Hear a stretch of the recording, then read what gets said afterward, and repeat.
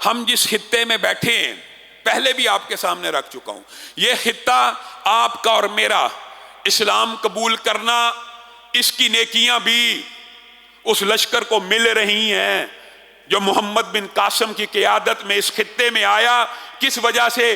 بر صغیر کی ایک بیٹی کی پکار اور آواز کے اوپر اس خطے کے اندر اسلام کو داخل کیا گیا، اور آج مسلمان اس خطے کے اندر اکثریت میں موجود ہیں، بہت بڑی تعداد میں موجود ہیں۔ یہ وہ خطہ ہے کہ جو پورے کا پورا اسلام کی روشنی سے مزین ہوا، آراستہ ہوا، پیراستہ ہوا ایک مظلوم بیٹی کی پکار کے اوپر۔ محمد بن قاسم جو محسن ہیں وہ آیا، آزاد کروا کے مسلمانوں کو ایک نئی ریاست، نیا ٹکڑا دے کے چلا گیا۔ لیکن افسوس اور دکھ کی بات ہے، یہ وہی ٹکڑا ہے، یہ وہی ریاست ہے جو ایک بیٹی کی وجہ سے اسلام کو قبول کرتی ہے۔ اسی ریاست کے نام نہاد حکمرانوں نے اسی خطے کی ایک بیٹی کو ڈالروں کے عوض امریکہ کو بیچ دیا۔ کتنے سال پہلے؟ سالوں سال گزر گئے، پروپیگنڈے کے میدان گرم۔ مجھے تو افسوس ہوتا ہے ان لوگوں کے اوپر کہ جو جسٹیفائی کرنے کے لیے امریکہ کے ظلم کو حجتیں دیتے، کہتے ہیں جی عافیہ صدیقی امریکن نیشنل تھی، اللہ کے بندو، سنی سنائی باتیں۔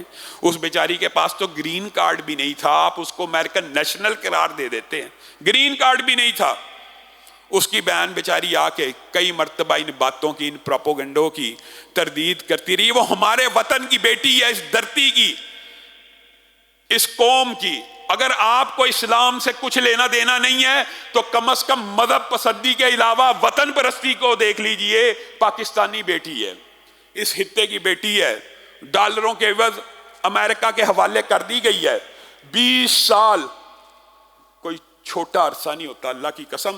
سینیٹر مشتاق کے اوپر اللہ تعالیٰ اپنی رحمتوں کا نزول فرمائے، اس نے پورے پاکستانی قوم کے سامنے اس کا مقدمہ، اس کی بہن بھی لڑ رہی ہے، لیکن یہ ایک سینیٹر، اگر ایک سینیٹر ایسا ہو تو وہ امت کا کتنا بڑا محسن بن جاتا ہے۔ اور اگر پاکستان کے عوام ہوش کے ناخن لیں، 100 سینیٹر ویسے بھیج دیں تو پھر تو پاکستان میں انقلاب آ جائے گا۔ لیکن آپ بھیجتے نہیں، آپ ووٹ چوروں کو ڈالتے ہیں، آپ ووٹ لٹیروں کو ڈالتے ہیں، آپ ووٹ جگیرداروں اور سیکولر پارٹیز کو ڈالتے ہیں۔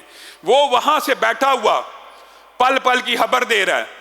اور میرے بھائیو، اللہ کی قسم 20 سال جو بندہ اذیت اور تکلیف اور کرم میں گزارے، اسی کو پتا 20 سال کتنے طویل ہوتے ہیں۔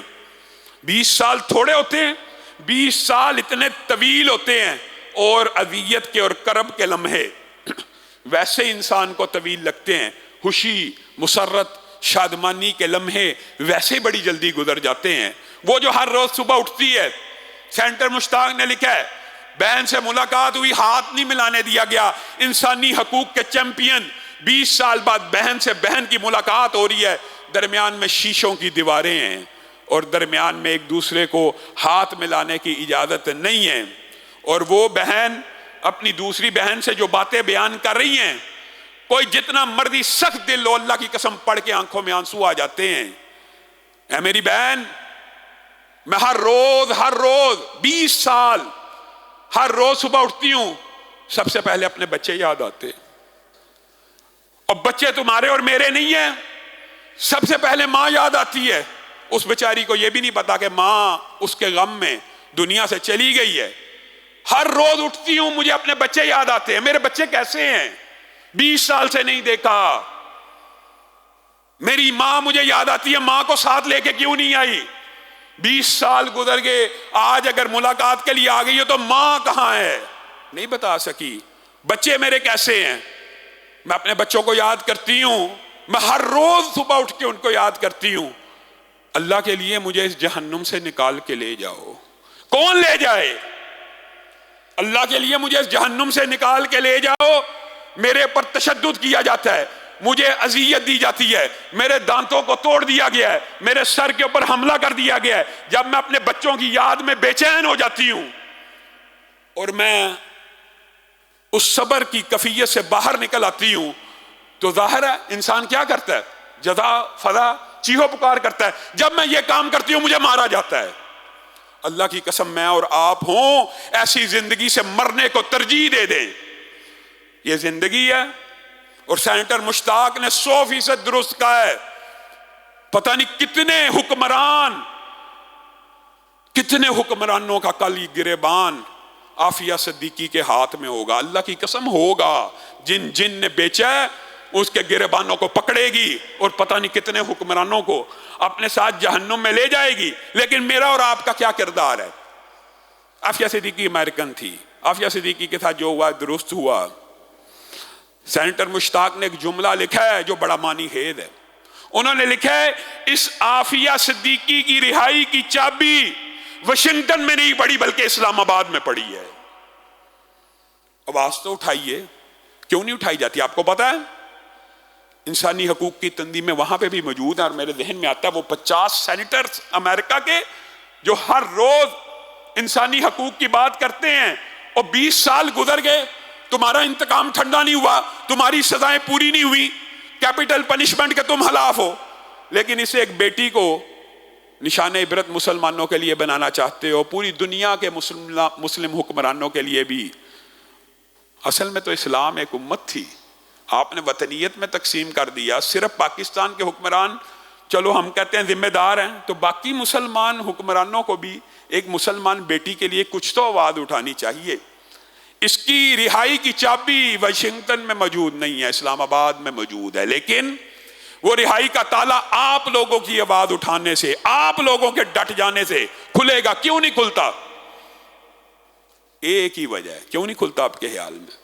اگر آ گئی تو ہر اس کردار کو بے نقاب کر دے گی کہ جس نے اس کے پکڑنے میں معاونت کی ہے. صرف یہ وجہ ہے.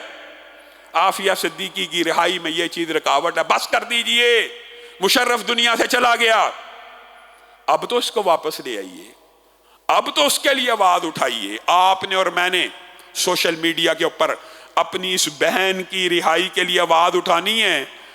لیکن وہی بات پہلے بھی آپ کے سامنے کہہ چکا ہوں, ہم ایسے بے حس ہیں, ایسے کمزور ہیں, ایسے بے ضمیر ہیں. تلواریں بیچ دی ہیں تو مسلح خریدنی ہیں, تو پھر اب ہم دعائیں کر سکتے ہیں اللہ تعالیٰ اس کو آزاد کرا دے. یہ بے بسی ہے یا رب تو جانتا ہے, یہ بے بسی ہے. اللہ تعالیٰ ہماری اس بہن کو آزادی نصیب کرے.